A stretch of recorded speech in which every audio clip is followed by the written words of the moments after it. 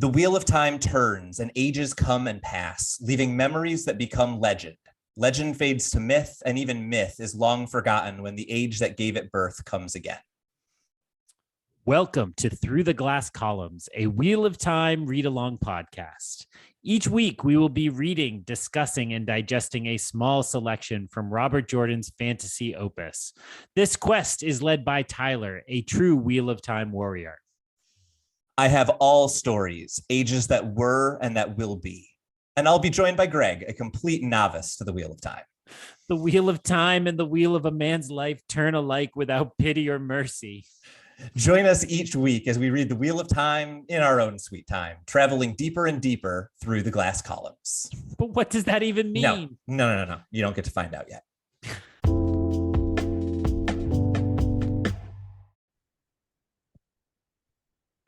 Hello, and welcome back to Through the Glass Columns, your weekly read-along Wheel of Time podcast, joining you live from about halfway through Book 3, The Dragon Reborn. Hard to believe it, that I was actually at a bookstore this weekend shopping for book number 4. They didn't have it.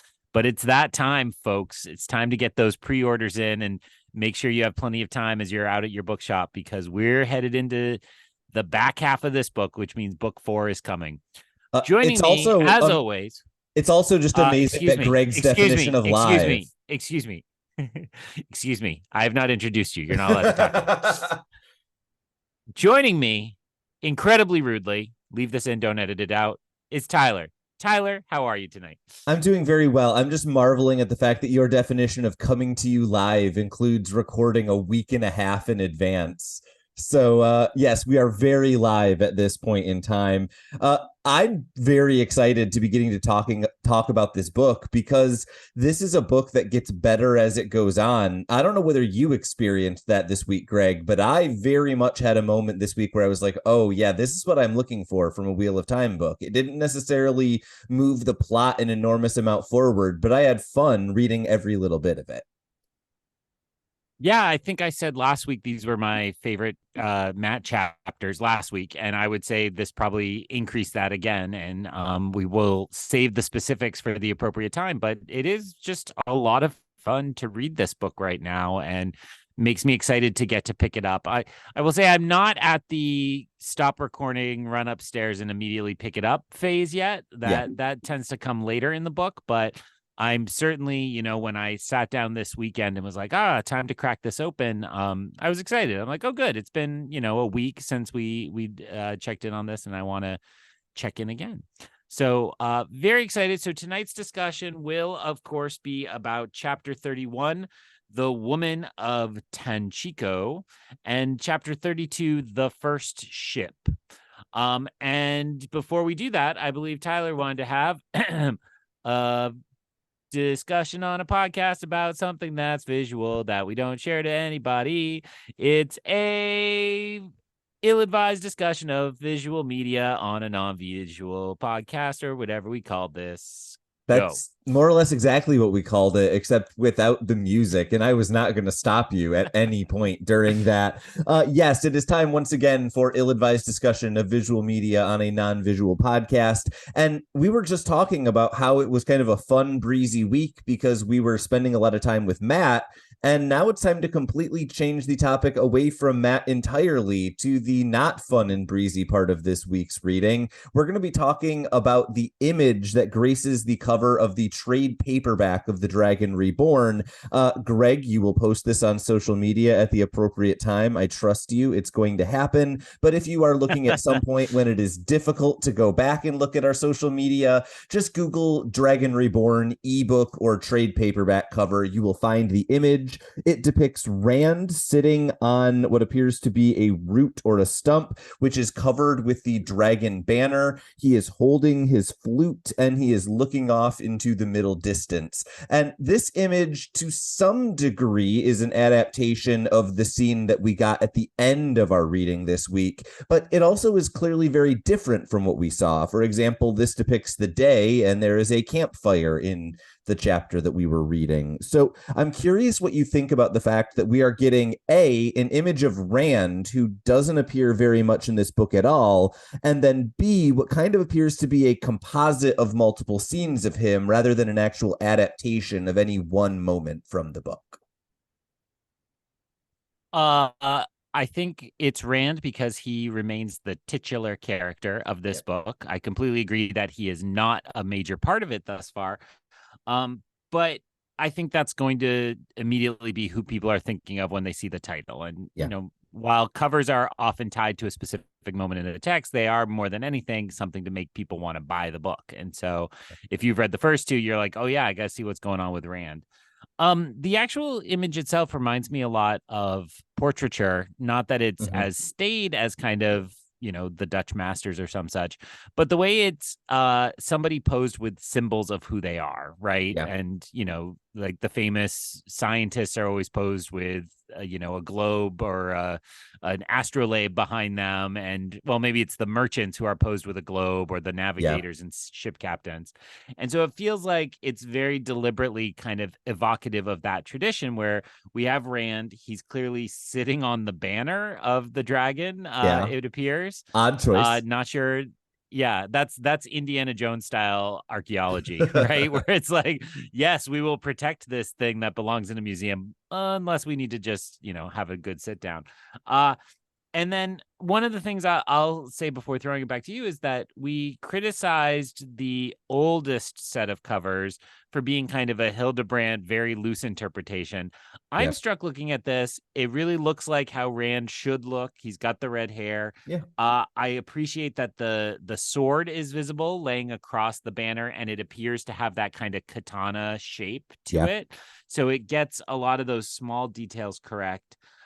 Which I think matters a lot. And especially if these are covers that are coming out once this is an established series with a lot of fans, I think it's important they get those details right.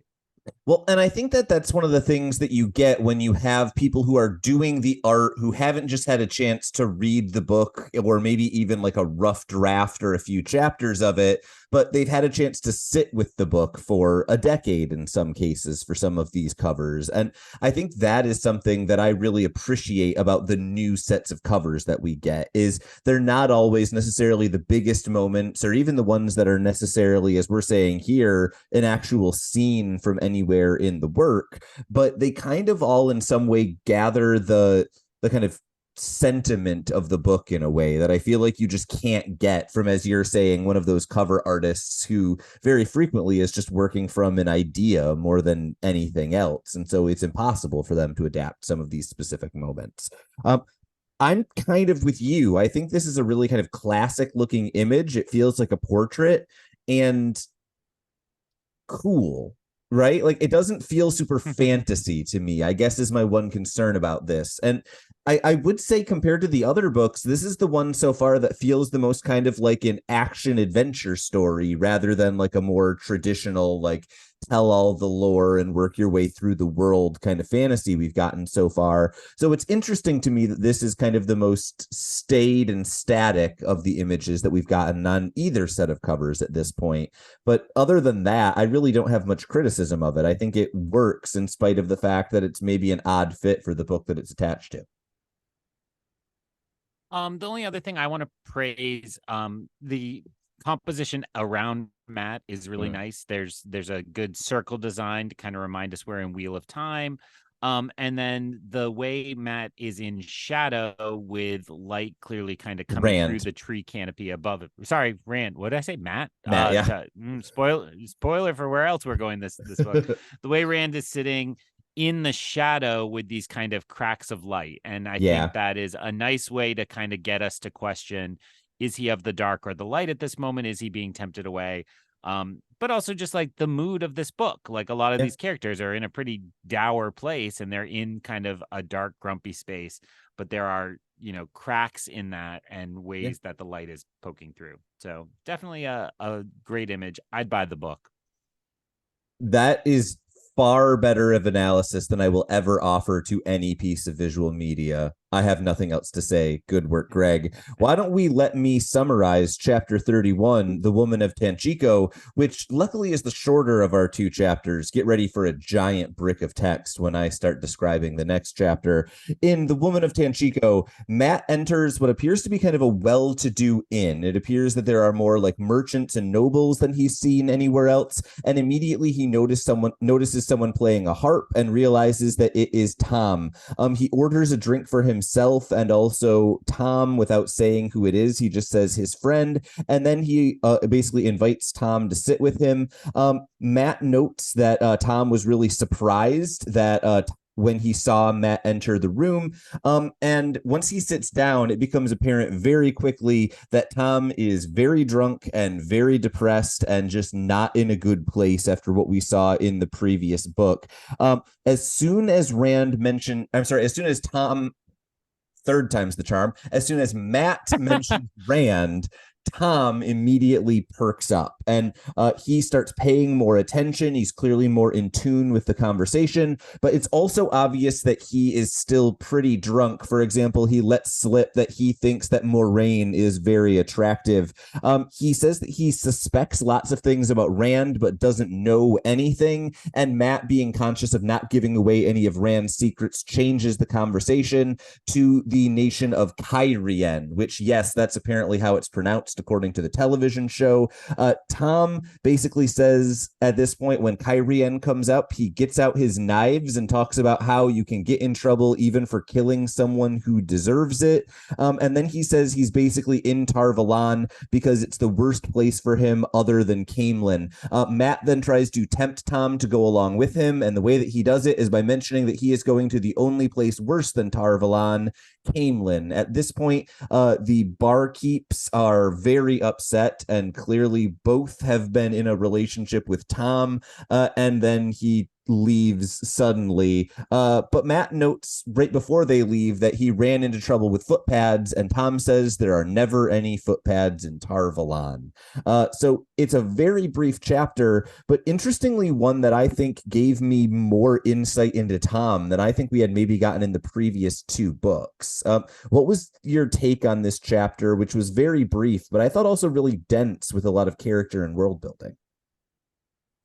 Yeah, I think my primary reaction that I wrote down in my notes, it says surprised, but really should not have been. I wouldn't have said last week we were about to meet Thom again, but it's like, book 2 had made it so clear that he was still a part of this story. Mm-hmm. And we had somebody going into a tavern. Who's in taverns but the Gleeman, and it should have been obvious in so many ways. So and I actually give that as kind of a credit to Robert Jordan to make something feel so logical and obvious and yet not have it be predictable. I think is actually a really fine balance to have worked.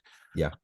The other dynamic I really liked in this chapter is I liked how essentially protective the barkeeps were of Thom, and there's this really endearing way they're like, because Matt orders two wines, and they were like, if you had told me that one of those was for him, I never would have in a 200 years have done that for you. And I just kind of liked the way that did a little bit of character work, where it's like, oh, he's not just in a little bit of a bad way. He's been in the bad way for a while, enough that all these kind of people around him care enough to try to stop what's happening.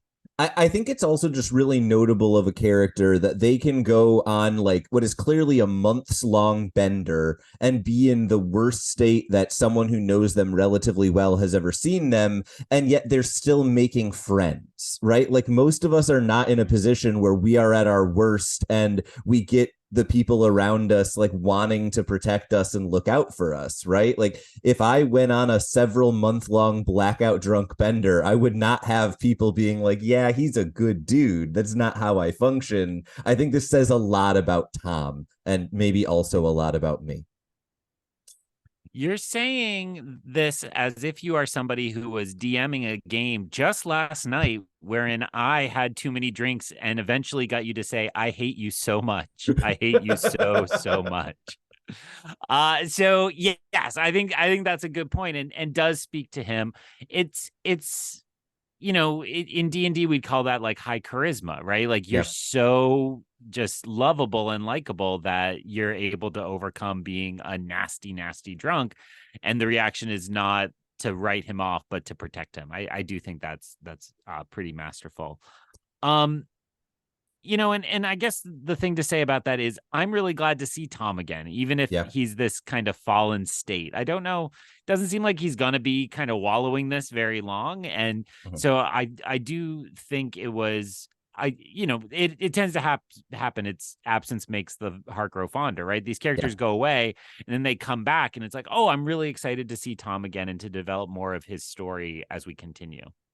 And I think built kind of tied up in that is the fact that we have a gap in Thom's story. And then when we come back, we kind of get these very intriguing clues about what happened in that gap. And I think that that does exactly what you're describing, right? We have that absence making us interested in this character who we haven't seen. And then immediately there's kind of a hook that gets us to go like, ooh, I need to know more about this. Two moments in this kind of stood out to me. One is the moment when Thom gets out his dagger and basically says, I did some killing and it was okay. The other moment that stood out is Thom is always, always, always anti Aes Sedai in every situation we have seen. And yet, when he gets drunk enough, his immediate response is to talk about how good of a woman Moraine is. And that seems a little bit odd from someone whose objective was to get the boys away from Moraine for an entire book. So I'm curious what your thoughts were on either of those moments. Um, Yeah, actually, I was trying to think what was nagging at the back of my mind, and I figured it out with a light Google. I was thinking of the Andrew Garfield Spider-Man in Spider-Man whatever the last one was, No Way Home, where we have a similar figure who lost his Gwen in his real reality, and when they're kind of debating what happened, he says, I got rageful, I was bitter. And Yeah, that's kind of the version of this I see is Thom is not a bad person, right? right. And is somebody who is acting out of a righteous anger, but has given into the worst parts of himself. And I think, he got rageful, he got Yeah. bitter, and seems to have passed through that stage of grief into just pure depression. I don't know if that's the right order for the stages of grief. We need our beloved psychologist listener to write in and walk us through that. But it does seem like he, it's the old story. He got his revenge, and the revenge did not fulfill him, and that's what Yeah. has led him to try to fill it with drink instead. I think that is a really great psychological analysis that does a really good job of breaking down kind of where Thom's at and what's going on there. I just need to add on top of it because I read these books when I was like 13 and all I cared about was what was cool.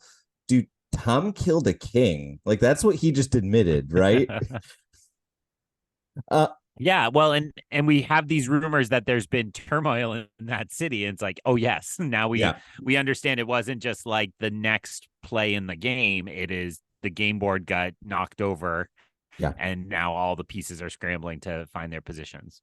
That Um, metaphor worked, right? Yeah, that worked. sure. Yeah, I'm in. I'm down with it. Other than I think you were right to highlight at the beginning of our discussion the barmaids. I had a couple of moments where I was like, that's just a fun moment that I really appreciate, and it tells me something about Thom, and it creates these characters that I'm sure will show up again at some point if someone goes to an inn in Tar Valon. But other than kind of those barmaids, then the next moment that really stood out to me was at the end of the chapter. Matt's kind of mystery around where did the bodies go. Law enforcement wouldn't have taken those bodies. Also, those bodies can't be footpads. Felt like a really good bit of like, it only took 2 or 3 paragraphs, but it really seemed to amp up the stakes for the next chapter in a way that I kind of wasn't anticipating after that kind of battle in the previous chapter got, kind of the steam let out of it so quickly. Yeah, I mean, I think the battle and the logic behind it made total sense. He'd been loud and winning a ton of money at taverns, so of course some pickpockets would get bold and try to get the money back for somebody or just as an easy score. So in that way, I think I was lulled into not questioning it. And then Yeah. after this, it's like, Oh, okay. So my read on this is probably associated with the Gray Men. There are kind of a team of assassins coming, and while we might not have thought they would be targeting Matt as a part of this, Matt is well known enough. It's hard to believe people would know he blew the horn, but he's well known enough that there's going to be trouble for him ahead. This isn't going to be a smooth road. He's being hunted, in other Yeah. words. And I think if we're talking about the this being kind of tied up with the Gray Men, it's worth noting that probably means it's in some way or another tied up with Baal-Zaman or the Forsaken, and they know he blew the horn, right? So all it takes is one commander, and things are off. Other than that, I don't really have much else to add to this chapter, right? I think it's relatively brief. It's a great reintroduction to Thom. That's what I have to say about it. Anything else before I probably talk for 5 minutes? Because I have way too many notes on the first ship. Oh, I have so many notes on the first ship too. So I have one little bit I put at the bottom of my page of notes on this chapter, and I don't know that this is a segment that deserves its own theme song, but I'll call it Matt Watch.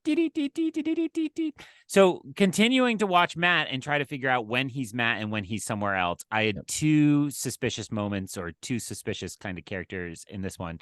One is they tell him he has pretty eyes, and when they say you have pretty eyes, he has the natural reaction. Again, it's totally explainable, where he's just like, oh, a pretty lady thinks I have pretty eyes, like I'm not doing so bad.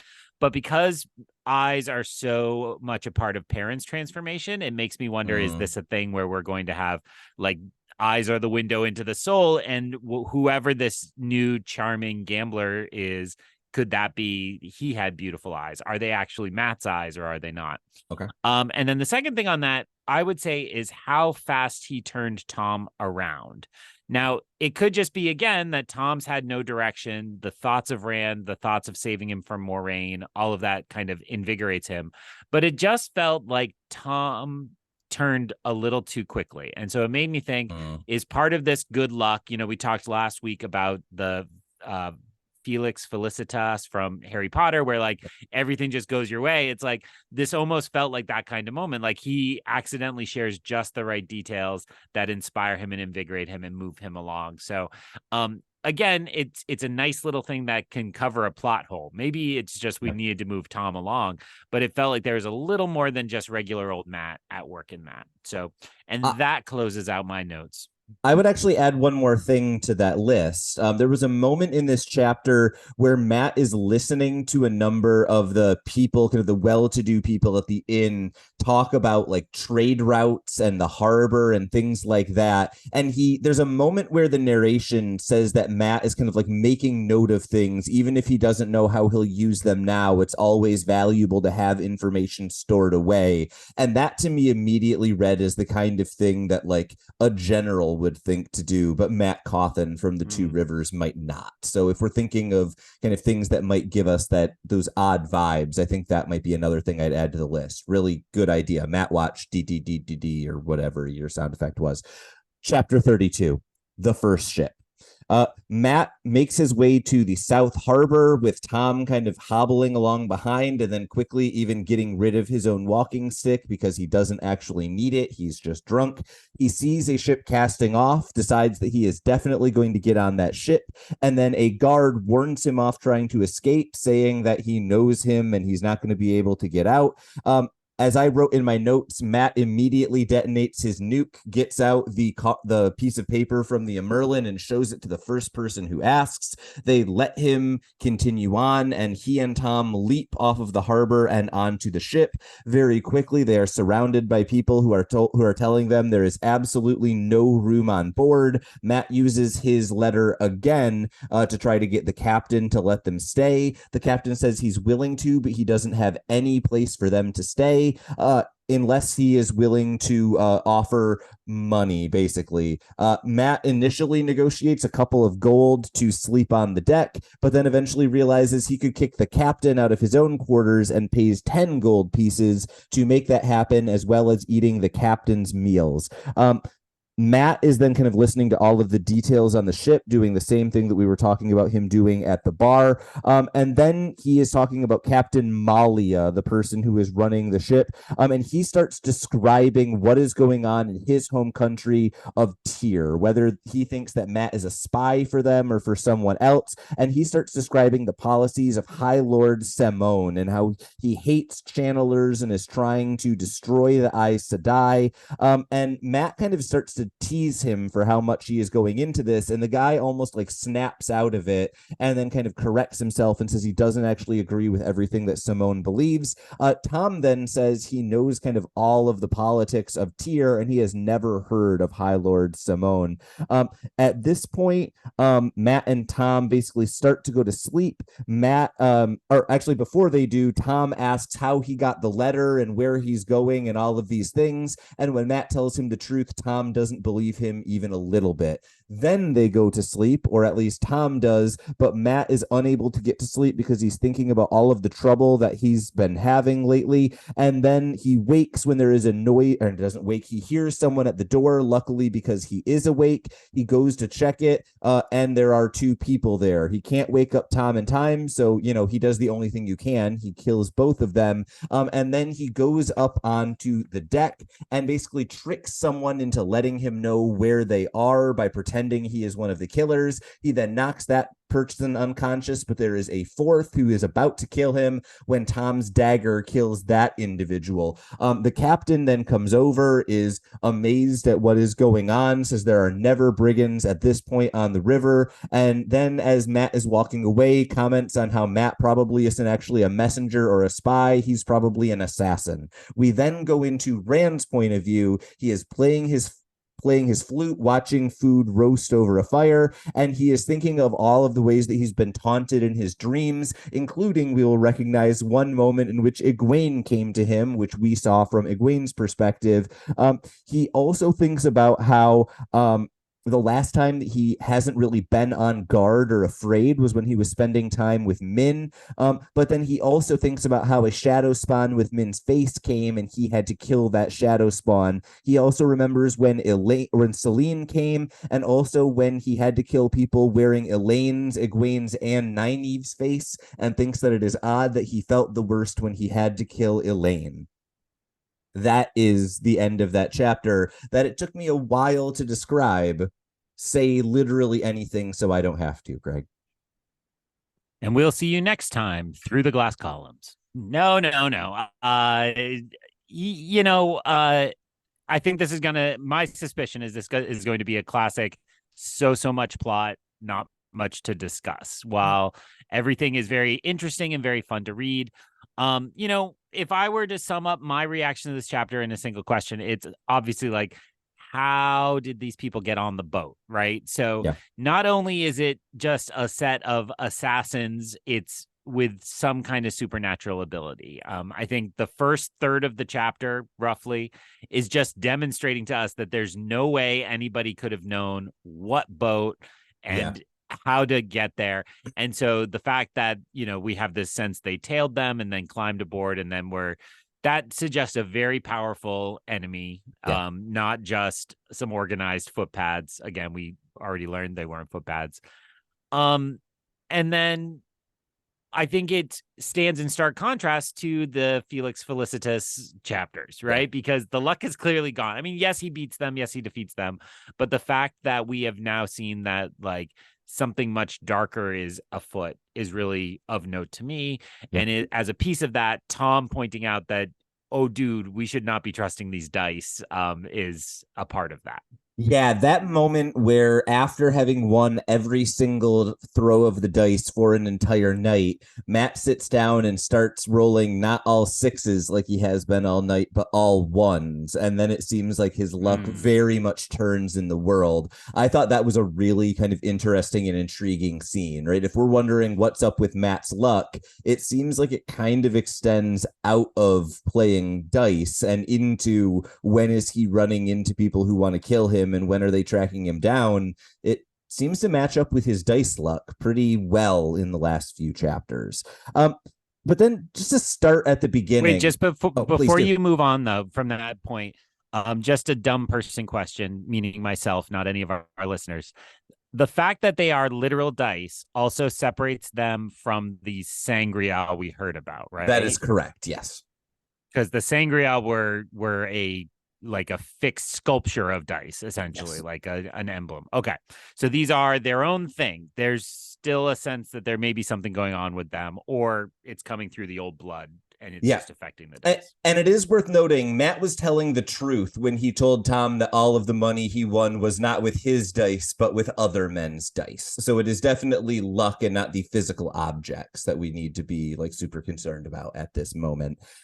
That being said, jump to the beginning of the chapter. My first note is just like, oh, Matt, you were told to only use this piece of paper in the direst of emergencies, and you use it twice in your first 20 minutes outside of the tower. That is the most Matt Cawthon move I can think of. Like, I think it was even last week we were talking about this paper was going to be like the Chekhov's gun. Like, when would it get used? And as soon as it did, what consequences would it have? And Matt Cawthon is like, okay, let's just pull the trigger on every gun that I can possibly see. I don't have to worry about any guns if the bullets are already out of them. Well, and if I'm being completely honest, I mean, I referenced last week or the week before that's like, why not take him to the edge of the city and show it Right. to the guards to get him out and not do that? And that does feel like a bit of a plot hole. The ta'veren can always help explain that plot hole ways. Well done, Uh-huh. Robert Jordan. Small golf clap for figuring out a device. But it does feel like this was, of course, this was going to happen, right? And Yeah. of course we were going to see this used and abused. And what will those consequences be? As much as I think it's a danger in Matt's hand, I still am just waiting for somebody quite evil to get it. Like, it Yeah. seems like, somewhere in, if we just passed halfway, I would say in this quarter of the book, somebody evil is going to get it, and we'll see the Mm. consequences in the last part of the book. But it just does seem like way too powerful a piece of paper. And the way the guard reacted to it helped with that. The guard is instantly like, this makes no sense, but okay, Yeah. like, we got to go with it because that's what it says. Well, and I think that to some degree is a consequence of the way that Aes Sedai work, right? We've been watching Moraine for the past two books just talk in circles until people are doing what she wants. And so the guards are probably conditioned to like, oh, the Aes Sedai is saying the opposite of what they did yesterday. Oh, well, that's just what they do. And I think that kind of makes this, because Aes Sedai are so unpredictable, it makes this an object that could do anything instead of only reasonable things, which in Matt Cawthon's hands, we should be paying attention to. The other kind of fun moment in the early section of this chapter that I really enjoyed was getting to view Matt Cawthon negotiate with the person who is running this ship, because it's very obvious that Matt is having the same response that every person does the first time they go to a casino and win money. They're like, I'm going to win every time. Here, it's a $50 tip. A different book I'm reading right now, somebody just had a bunch of money and they're like, $1,200 for a bottle of booze, let's do it, like, Yep. whenever. And all the celebrity chefs who have restaurants down there always have like the gold leaf dessert that's worth 60 grand or something, that's Yep. just looking for those whales. Um, and it felt like that. The other thing it felt like, and I will say this is a very self-deprecating comment, it felt like a D&D player who doesn't understand how much gold is. Yeah. And that is definitely me in every D&D game I've ever played, where I'm like, I flipped this guy a gold, and you or my other DM I used to have, his name was Jeff. Jeff would be like, so this man's life has changed, and he goes and buys a farm and retires in Yeah. this, poor village that you just like ruined the economy of. So it Yeah. felt a little like that, that the money meant nothing to him, or that he just didn't understand how much money he was throwing around. Yeah, and I think that is just such a realistic look for a character who has just found out they can never lose a game of dice again. And also, just for point of reference, is 17, right? Like, this is Yeah. a really bad mixture if his luck ever turns, because 17-year-olds do not plan for when their luck turns. And so I guess what I'm saying is like, good job, Robert Jordan. I am now in for Matt until we see something go horribly wrong for him, because I know it has to at some point. And now I'm intrigued what that looks like, knowing just how right things go when they go right for Matt. Um, Mm. I have nothing else until the captain of the ship goes on a diatribe about all of the things that people from Tyr hate. And I think it's an interesting place for Robert Jordan to put this because Matt at this point is the only character in the book who we have who is not directly pointed at the country of Tyr. And yet it's in his plot line that we learn all of these kind of intriguing details about this new lord and his anti-Aes Sedai stance and the fact that Tyr doesn't have good relationships with any of their neighbors. And not to overuse a metaphor we've already overused a billion times, but like I think it's telling us there's a powder keg somewhere where all of our other characters are going to end up. Yeah, I mean, I don't have a lot to add to that except yes. And the way Matt says things back to the captain that are like immediately dismissed as just like cockamamie and wrong. Yeah. And that was on my Matt watch. That's like Matt appears to have knowledge he should not have in those moments, and not just kind of Aes Sedai bias, but actual scheming like a general, to steal your phrase from the last chapter, and kind of thinking about that. Um, yeah, what's interesting to me, and correct me if I'm wrong, we don't have an indication that Matt's headed to Tyr, do we? Yeah, no, at this point, he is making his way to Camelin to deliver the letter, and then from there to wherever he would like to go. But he certainly doesn't have any connection. The girls are definitely going to Tyr, right? That's where they found the clues to. And Tyr So is where I please. definitely I just said Matt, but Matt Rand. Oh, So yeah. if you're getting to Rand in your list too, Yes. is Rand So headed to Tyr? probably. So the last clue we got about Rand's direction was when his dreams were spilling into other people's dreams, and he was dreaming of Kalendor, which is at the Stone of Tyr. That being said, in terms of his like last immediate direction, I think Moraine was saying he was actually heading more towards Ilion, although that would be a very reasonable kind of path along the way to Tyr. Okay. Good clarification. And like every new piece of information we learned about Tyr is exciting, right? We Yeah. learned they're anti-Aes Sedai, and we learned they're hanging on to a huge store of sangreal. I'll get Terangreal. these. Terangreal. I'll get these. And so that was in previous chapters, and so then we have here these kind of complicated relationships, and it's like it's not like that's just a fortress where everything's hunky-dory. There's Right. already problems there, and we've got a whole bunch of powerful players coming into this onto this game field. And I think if we're Sure, talking about attempting a sports metaphor. yeah, sports games, we'll mash them together. Sports ball, it's fine. The two things that kind of stood out to me at the end of this sequence then were one, Malia, this captain, seems to go on almost like a diatribe about how we need to destroy the Aes Sedai and things are terrible. And I think he even says something like all of the Aes Sedai will have to die except the young ones. They can kind of be reindoctrinated in Tyr. And then after he says this, he almost like breaks for a moment, seems a little confused, and then clarifies like, oh, that's not what I think. Clearly, like I do a bunch of business in Tar Valon. I don't mind the Aes Sedai. They're not really that bad. And it almost feels like that is kind of more him speaking. And so there's a part of me that wonders if there's any sort of like, magic or enchantment or something going on with High Lord Semon and his kind of ideas getting into this guy's head, even though it's clear he doesn't fully believe them.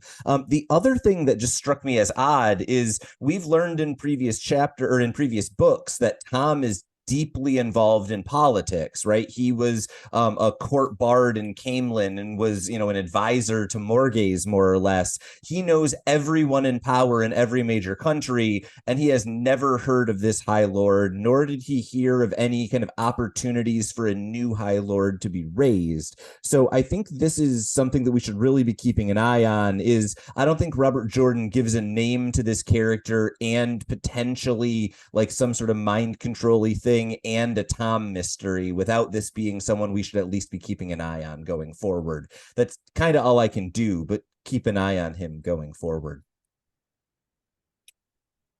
Good eye. I can see that Will do. At this point, you're also seeing I'm like slowly dying of being. I'm just passing out because I taught too much today. It's like, yes, my very pithy comment is will do. Thank you. That's why I'm here. I feel that too. It's been a long day. The last thing that we've got in this chapter is what I think of as a not bad action sequence, in part because it goes very fast, right? The description of Matt killing two dudes is like he used his quarterstaff. His dad told him not to do this unless he wanted to kill someone. He killed someone. And that's pretty much all we get, which is all I need. What was your thought on this really brief, but that's the good thing action sequence? Well, the jumping on the ship and this I loved because, as I've told our listeners before, the other book series I'm working my way through right now are the Patrick O'Brian Master and Commander Jack Aubrey books. So I'm like, I'm here for it. I know these boats. Yeah, name the sails. I got it. I know all this. They didn't name any sails. So it just felt very familiar to me. I'm like, yes, boat time. I got this.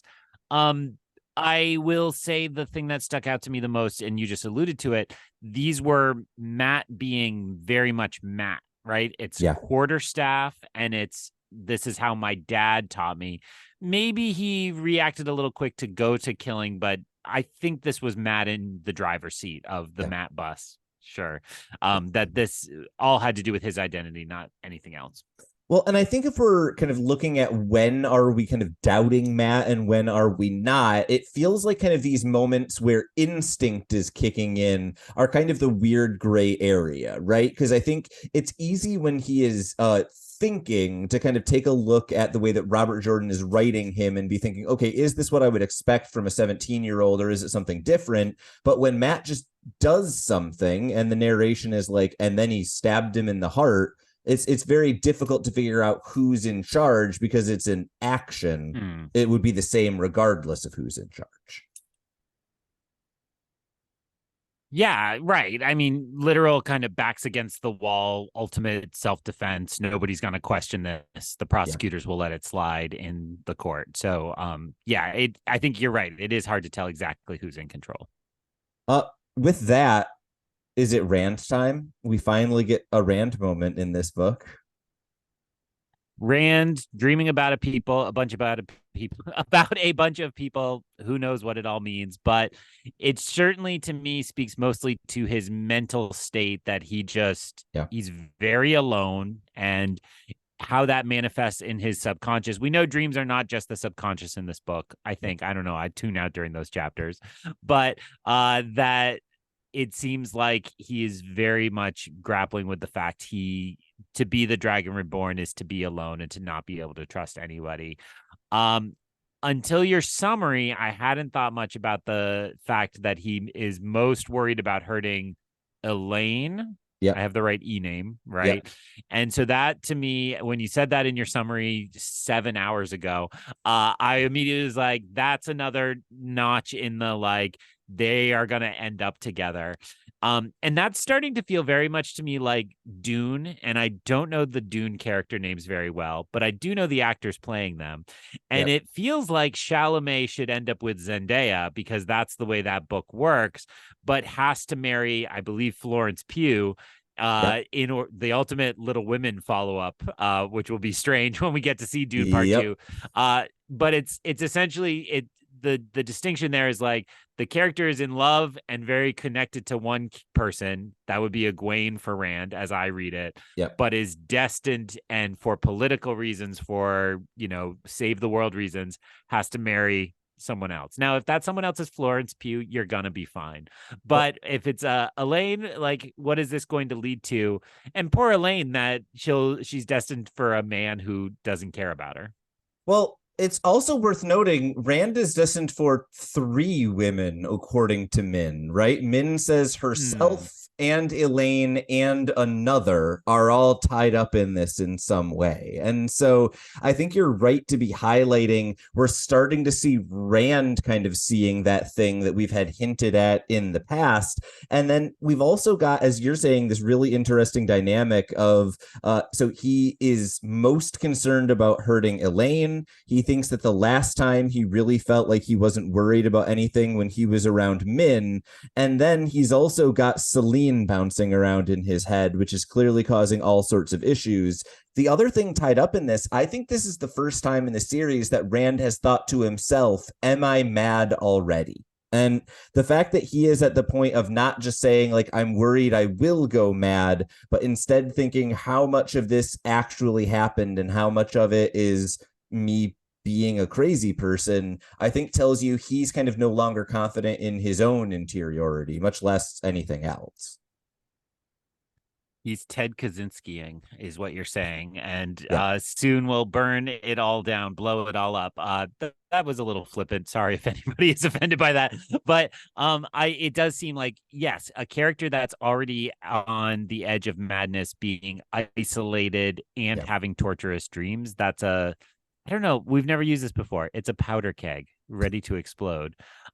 So, I think as much as I dislike dreams, what I continue to stay by is Moraine assured us that dreams mean something real. Egwene's plot line is putting more in that.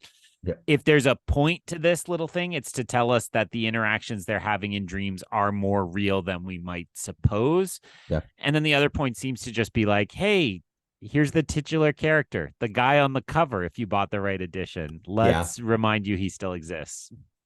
Yeah, and I think to some degree that's really all there is here, right? It's Rand, let's check in on his mental state. Let's check in on the fact that he is still going through the same thing that he was the last time we saw him. And then the only other moment that I think kind of stood out to me is just like, hey, it's the Egwene scene again from a different perspective, right? We hear Rand remembering the time that Egwene came to him in his dream, which we already saw from Egwene's POV.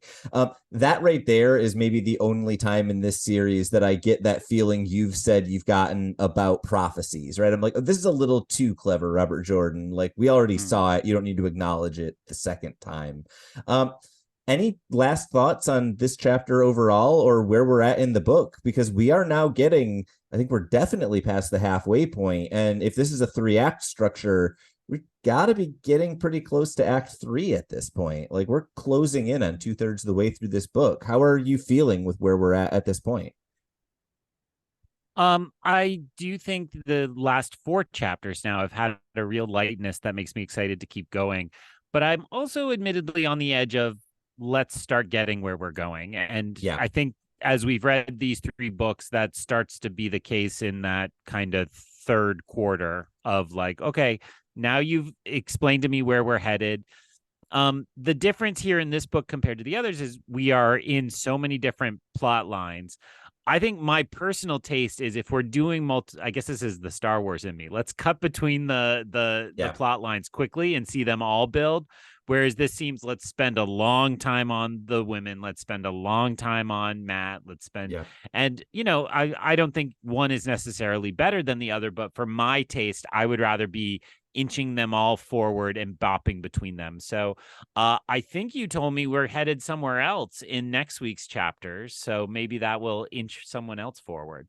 Yeah. So if you take a look ahead, even just at the very beginning, we have a very, very lovely. Oh, no, I was wrong. I thought we had a wolf. We don't. We just have the word Perrin in the first paragraph. We're getting to check in with Perrin. I'm very excited.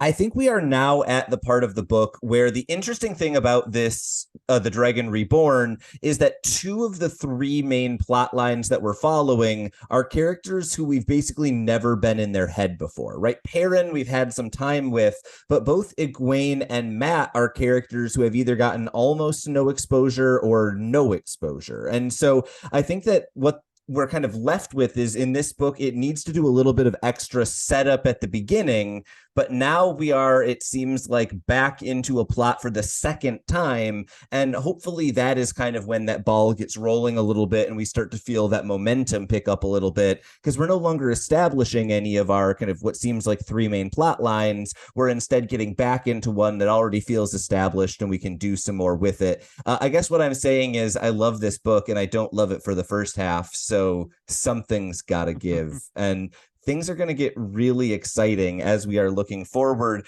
And to make sure that we are moving forward at a good clip, next week we're not just going to be talking about 2 chapters from The Dragon Reborn. We are going to be talking about 3. So that will be chapter 33, Within the Weave, chapter 34, A Different Dance, and chapter 35, The Falcon. And I mentioned Min prophecies earlier. If we're thinking about things that Min has foretold, The Falcon is one that has come up multiple times for Perrin in the past. So we may have something momentous coming, which Greg can either preview or not as he takes us out of the episode.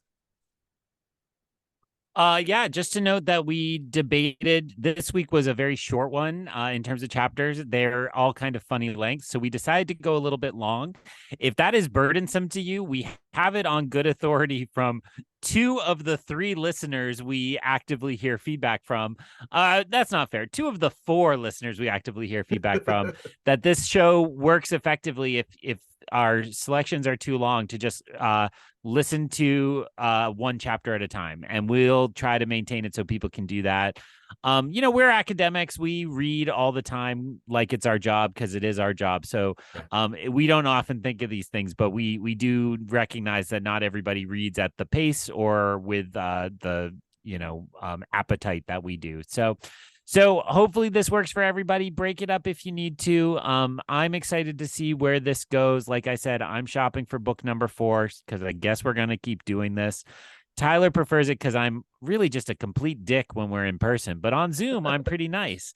And That so is I will be accurate. nice next time through the glass columns. So ends another episode of Through the Glass Columns. We thank you for joining us and continuing with us on our quest to cover all of the Wheel of Time in our own sweet time.